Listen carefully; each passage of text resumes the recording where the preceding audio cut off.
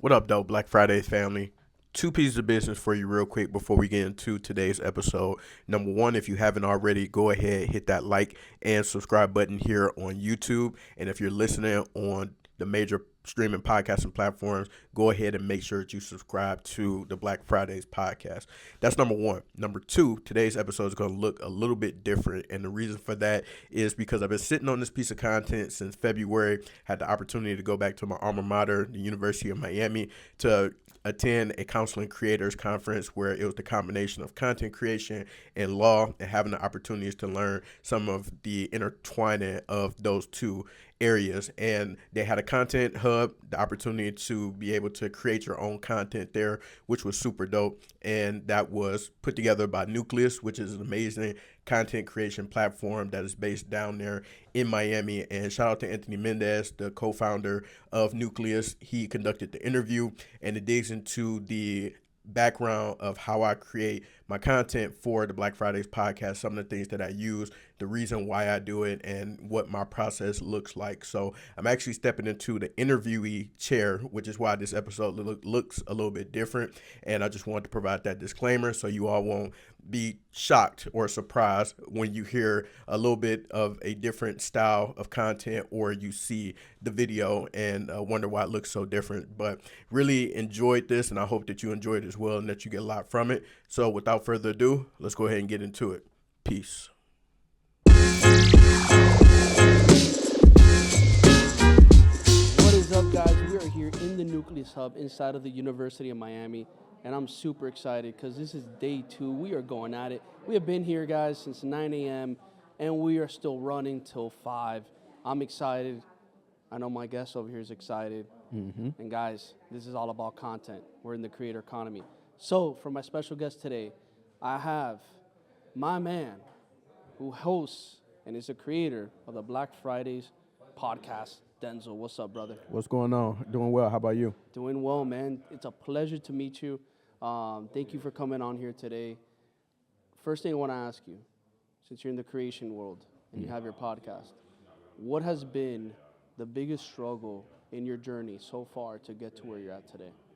Yeah, the biggest struggle for me so far has just been the organization or creating systems in terms of how do you actually produce your content, produce and edit your content. And it's a process. I have a weekly show where I interview different guests, so being able to coordinate not only who's going to be on there, who do I talk to, and then after that post production, when do I edit, how do I edit, getting clips, all those type of things. That's probably the biggest challenge that I have experienced in my process. But I think that because I enjoy it, I can endure it. Just being able to be creative in those aspects and who I talk to, the type of conversations we have, and the content that I put out there. So it's a challenge, but it's rewarding as well. It's all about processes, right? If you don't have a process in place, that's where you start seeing the cracks, right? The cracks in your creation, the cracks in your business, and then that's where it starts getting unorganized. For you, what are some of the tools that now, because you're saying something, there was something you struggled with at the beginning, what are some tools, or maybe it could be assistance that you're getting from people that you have right now in your strategy to make this seamless, make it easy, and make it fun, give that experience without having as little to no cracks in your process and business? Yeah, so first I have to give a shout out to my lovely wife, who is my executive producer for the show. So when I'm on location recording, she's able to actually point out certain things to me and make sure everything is functioning properly when we're video recording and from the audio standpoint too. And then secondly, been able to utilize a lot of programs that I have. One is AI, so Opus Clip is something I started using recently that's been super helpful. How do you like that? I love Opus Clip. It's super helpful if I don't use exactly what they provide to me, being able to spot certain things that I would like to call out or chop up in an interview. So that's been super dope. And then I edit in Adobe Premiere. And then there's different aspects, like they have a multicam feature in the editing features that's been super helpful for me. And it's been a game changer for me as well. And it makes my editing process super easy and straightforward. So those are some of the tools and things that I have that make my life a lot better. What's something which first of all, you mentioned your wife, doesn't get better than that. Yeah. And then you got these AI tools. What is something that you would like to have that you have not found yet that you think it'll help you with your process right now? I think that if I was able to, and I know it's tools out there, but the biggest hurdle that I'm trying to figure out right now is the YouTube aspect, and then Okay. just really being able to, if I had like an end-to-end process of creating a thumbnail and chopping up the videos or the sections and doing things like that, that would be super helpful to me right now, and something I wish that I had. And like I said, I know it's tools out there, I just haven't played around with them just yet. Now, going back to your wife, and I'm saying this because I think this is a when it comes to business creation, right? It can either go very great or it can go very bad. How have you been able to build a relationship with your wife where she understands this is the world you're playing in, business creation, content, and how she put herself involved in it in a way that works? Because right, some of these things don't work. So how do you guys make it work? Yeah, I got super lucky in the sense of she is also she's a creative in her own right, and then it was interested in like media production ever since she was a young girl, and so now being able to have the opportunity to like do it in real time, test out some of the theories that she has, and play out some of those interests in terms of producing a live production. That's one of the aspects that's been able to help us in the journey of this content creation together. And so she gets a chance to explore. And then also communication is super huge, and really just identifying and saying, laying out what the goals are, what things that I intend to do with the brand and with the podcast and the guest and all of those things, and then being able to be intentional about that as well, and then just have that mutual understanding of, okay, you said you were going to do this, holding each other accountable, and okay, let's see that come into fruition. Let's go after it and let's get it, and making sure things make sense in terms of the overall scheme of what we're trying to accomplish here. Love So that. yeah, Love that. And I think she's gonna love that too when she hears it. for sure. Yeah. So shout out. For you, what do you feel is your strengths? What do you feel is your weaknesses right now in the creator economy? And what are some of the things that you would like to be able to start doing right away that's gonna help you with those weaknesses? I think my strength right now in the creator economy is being able to have some type of established system, because now I understand what my process needs to look like, and in order for me to be the most efficient that I can. Because as far as like editing processes go, I'm a team of one, but knowing being able to batch content and then understanding the rollout and the plan for that's been super helpful for me. So I think that I've been able to get strong in that aspect. A weakness that I have is exploring outside of my typical content that I do, because I do the interviews and things like that to spotlight different dope black businesses, creatives, and content creators. However, I know there's other things from a social media standpoint, and also maybe like a YouTube video standpoint that I can branch into that would attract people more to those stories, so that those brands and businesses and people can get more exposure for the work that they do. So I think that that's a weakness that I currently have, but I'm trying to explore more into how can I do more evergreen content to bring people in and have them be able to zero in on the black businesses that can help them with whatever it is that they're looking for support with. Totally, and that's awesome. And you're doing some really great stuff from the what I hear and what it sounds like. Being in the space that you're in, also participating in your community, putting a platform out there, giving people a voice to be able to share and talk business, entrepreneurship, themselves, and I think that's truly amazing with what you're doing, man. For you, you mentioned about the weaknesses and stuff. What are some of the solutions right now that you want to start quickly applying so that way you can start turning that around? Being able to get quicker to action it on the ideas that I have, and then not letting them linger for too long, because I can sit and think of ideas all day long. I mean, I think that's just human nature, especially if you're in any type of creative field or deem yourself a creative. But being able to go from ideas to action, I think is probably the hugest thing. And then also one thing that I learned recently was not being able to, or try to remove yourself as much from the result of the content as much as possible, because the algorithm is not your friend. And so if you always try to appease the algorithm, whatever platform that you're using, you will always be let down at some point in time. And I posted videos or spent a lot of time on certain pieces of content. I thought it was fire, put it on Instagram, and they showed it to nobody. And then there was some things I thought that might have been a dud, or things that I didn't think was as great piece of content, and then it blew up. So that's probably the two things that come to mind when you ask me that. Love that. And for you, you and what you're doing, what would you like to see in the future of the creator economy? What is something that you don't like, and what is something that you really like?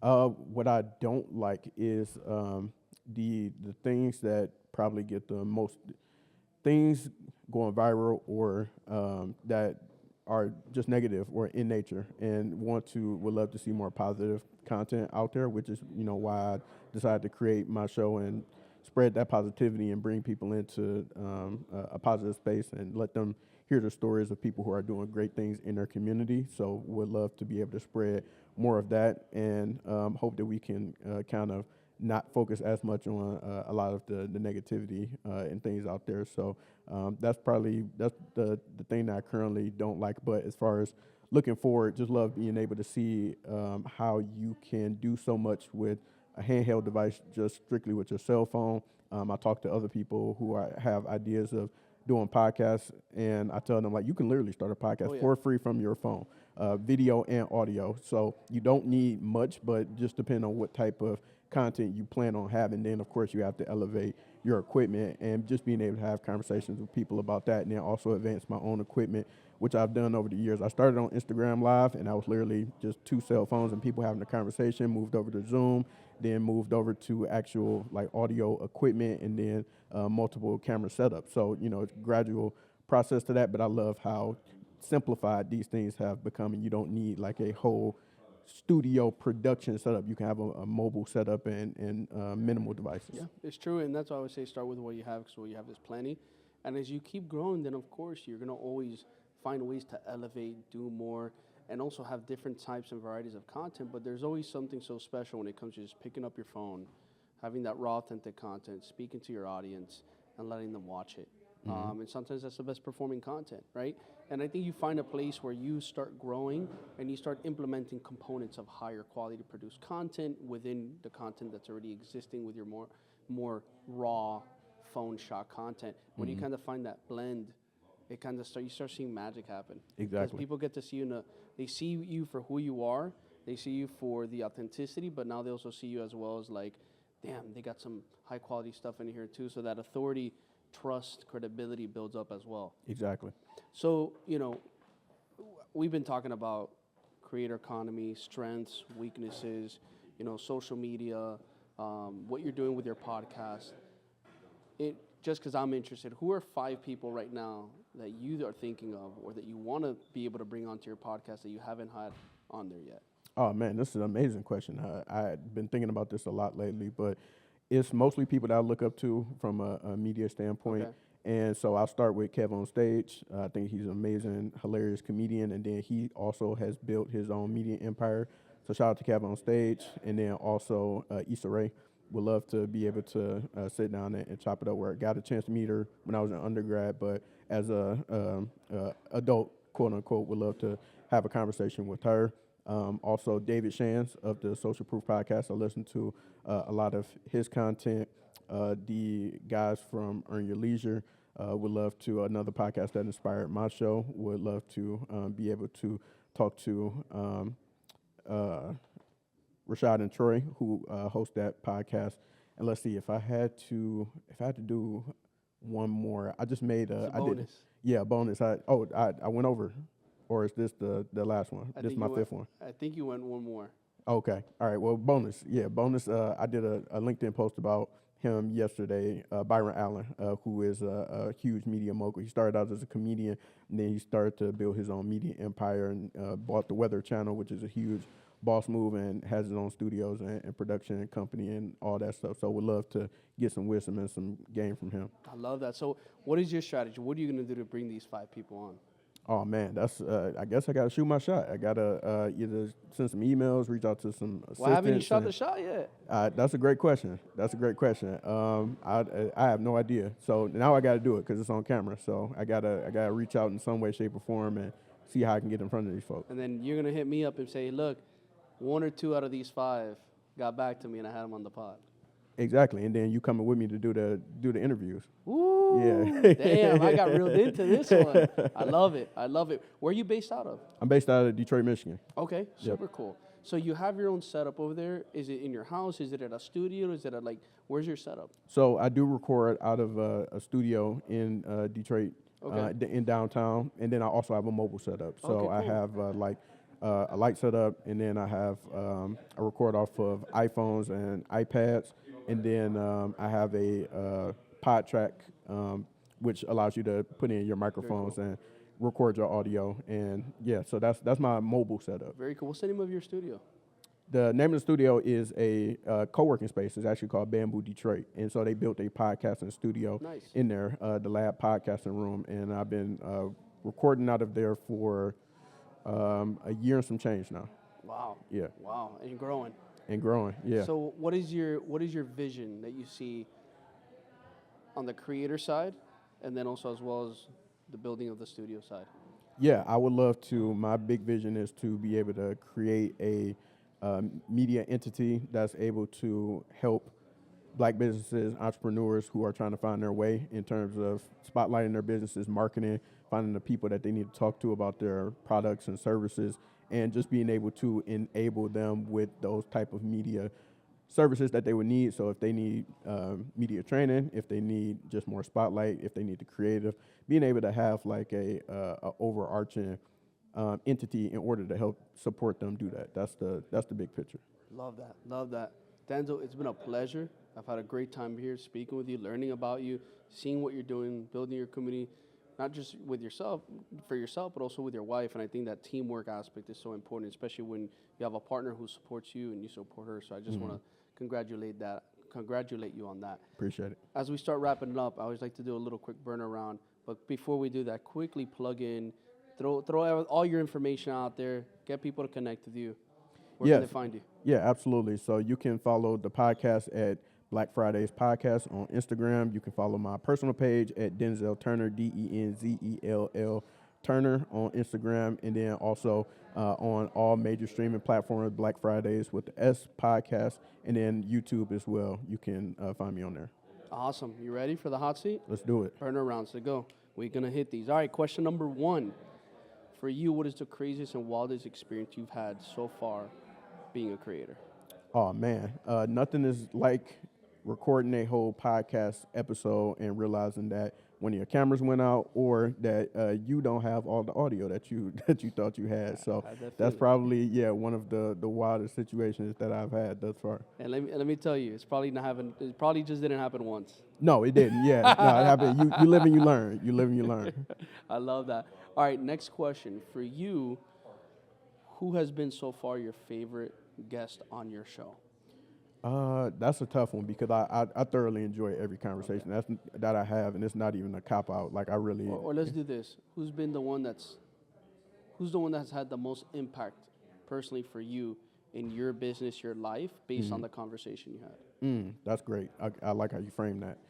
I would probably say the most impactful one that I feel like I've had to date is actually somebody that I've known since I was young and in college, because I went to college with their son, but I didn't know them until I got older and got a chance to hear their story on the podcast. And it was a lady named Gail Perry Mason, who is just a phenomenal financial expert in and around the city of Detroit. Does some amazing kids working with youth and teaching them about financial literacy and all those things. So yeah, shout out to Gail and the amazing work that she's doing. So I think that conversation opened my eyes to just like the breadth of the things that she's been doing for so long, like for decades. Love it. And last and final question. As a creator, what is your favorite tool or prop or anything that you like to use that's your go-to? My favorite tool or my favorite prop? I don't want to say my iPhone because that's I feel like that's a given.